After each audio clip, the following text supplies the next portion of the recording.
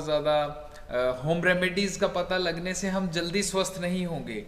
जब ज़रूरत होती है तभी किसी होम रेमेडी को फॉलो करना है। और कितनी चीज़ें खाएंगे, सुबह सुबह चीज़ें खानी तो बहुत सी अच्छी आपको मिलेंगी आयुर्वेद में, कि सुबह आंवले का मुरब्बा खाओ, कोई कहेगा सेब का मुरब्बा खाओ, कोई कहेगा कच्चा आंवला खाओ, कोई कहेगा तुलसी का रस पियो, कोई कहेगा गिलोय का रस पियो। क्या क्या करेंगे तो कैसे स्वस्थ रह सकते हैं? स्वास्थ्य का एक ही नियम है, जिस चीज की जरूरत हो उस चीज को कंज्यूम करें। तो जैसे प्राकृतिक जीवन जीते हैं सभी पशु पक्षी, स्वस्थ हैं, खुश हैं। अब मनुष्य को इतनी नॉलेज हो गया है, तुलसी में ये है, आंवला में ये है, करेला में ये है, नीम में ये है, गिलोय में ये है।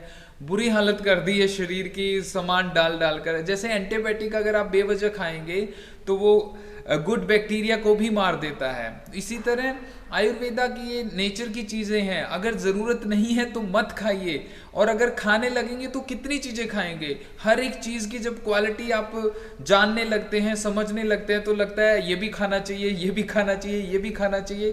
क्या क्या खाएंगे? तो ऐसे बेवजह परेशान मत होइए। चीज़ की ज़रूरत है उसको अपने डे रूटीन में लाने से आपका स्वास्थ्य उच्चतर से उच्चतम होगा।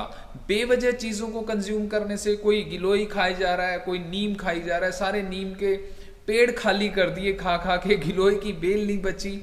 मतलब ऐसे नहीं होता।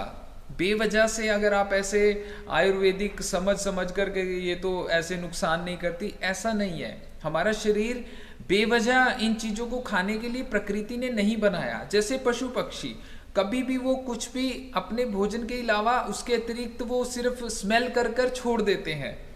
वो जो इंसान के एरिया में आते हैं, वो इंसान ही उनको अलग अलग चीज़ें खिलाता है। जो जंगल में है वो नेचुरल चीज़ें ही खाते हैं और स्वस्थ हैं और खुश हैं, अपने जीवन के हिसाब से अपना जीवन जी रहे हैं।